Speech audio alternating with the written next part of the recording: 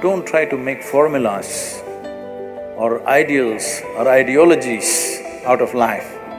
There is no substitute for involvement. I'm just telling you, do whatever the hell you want.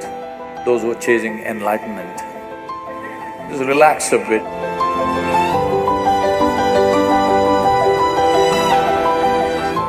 In my life, be it business negotiations or even in marriage or even raising kids or career decisions, how do I know what is it that works? You're married and you want to know what works.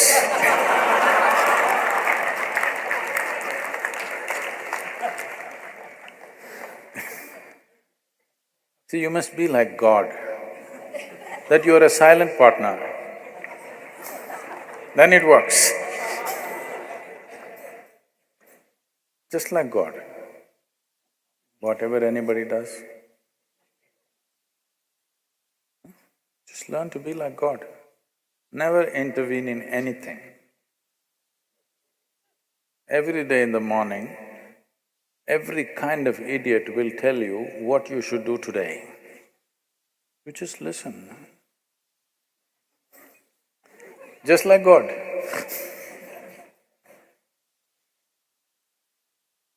Marriage will work. It may not work with your profession. See, you're misunderstanding this. You're trying to make this into some kind of a value system. You're trying to make it your philosophy. I will do only what works. Well, you took an oath, I will do only what works. Now you don't know what works. Because what works will not come with an oath or a commandment. What works comes with constant observation and evolution of who you are, isn't it? Hello? The same things, how you made them work, how clumsily you made something work 10 years ago, the same thing you may be doing it with ease today, isn't it so? Or you may be doing it clumsily today, you were doing it well at one time. Whichever way, whichever kind of evolution has happened. So, what works is not some kind of a formula. It is an evolution of a human being to come to what works on all levels of life. This is like reading… I mean, you're just falling out of a self-help book. No, I'm not a self-help book.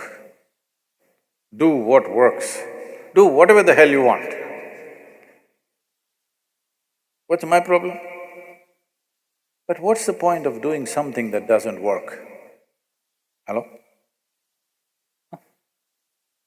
I'm not telling you, you should do only what works. Do whatever the hell you want.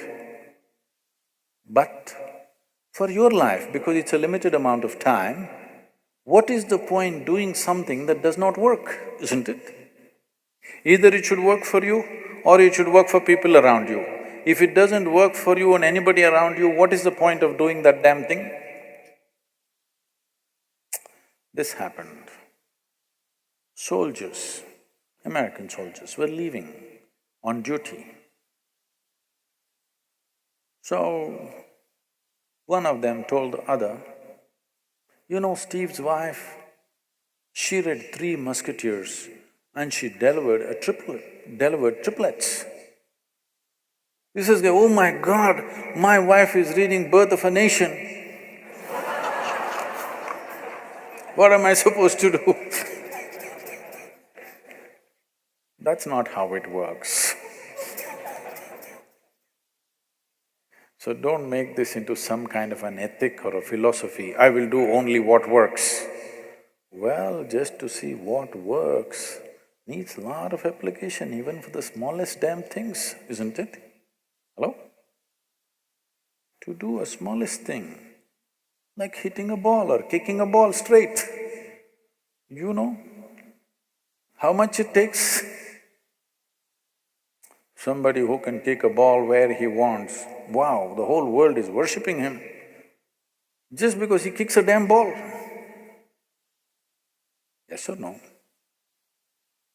because people understand what it takes. Nobody is worshipping him because he kicks a ball, because people can see what has gone into it. Isn't it so? People can see what has gone into to be able to kick a ball the way he is kicking, what has gone into it, his life has gone into it. So, don't make philosophies and ethics out of everything, or don't tell yourself a commandment, I will do only what works. It's a good commandment, but now you don't know what works. So, no. You need to be conscious and apply yourself to every damn thing. If you just learn this much, that you don't decide what is important and what is not important. I was in the Rally for Rivers board meeting just before I came here in New Delhi. The CII, that is the Confederation of Indian Industry, their board also participated in the Rally for Rivers board because they are looking at how to support this, because slowly people are realizing the magnitude of what has been unfolded. Everybody is trying to be part of it. We have an eminent board, the CEO of the World Wildlife Fund and the topmost water experts and the topmost farmers producer organization people. We have a judge from the Supreme Court, and it's a very eminent board. As this Kaveri calling project was being talked about, and for every question particularly certain experts had and they were asking, I was casually telling them what to do. They said, Sadhguru, how do you know all these things? I said, right from my early childhood, I just wandered around without any purpose. Without any purpose. Simply I wandered in the jungles, in the forests, in the rivers and this. But I paid absolute attention to every plant, every insect, the air, the moisture, the works and everything. What was aimless wonder today is becoming formidable knowledge that is not written in any damn book. For the first time, somebody is talking in a comprehensive way, not from a textbook. This was just aimless wonder. As a child, as a youth, just wandered around without any purpose. So even if it is purposeless, you can't live without attention, isn't it? Hello? So just do this one thing, stop discriminating what is important, what is not important. If you pay the same level of absolute attention to every damn thing, you will see that what is the right thing to do is a very natural process. But you have already decided what is important, what is not important, how will you evolve, what is the right thing to do? Half the world has already been given up because it's not important. You are paying attention, only you even look at somebody properly only if they are of something to you. No, I looked at everybody, absolutely. Every life, every damn thing, every pebble, every moment that was happening in the earth, in the atmosphere, everything, not as a study, simply because I had eyes and I had an attention span. I paid attention to everything. Today they're saying this is something phenomenal. I was just laughing and saying, see, I just wandered aimlessly, everybody thought I'm just a vagabond. But now this aimless wandering is paying off in a huge way.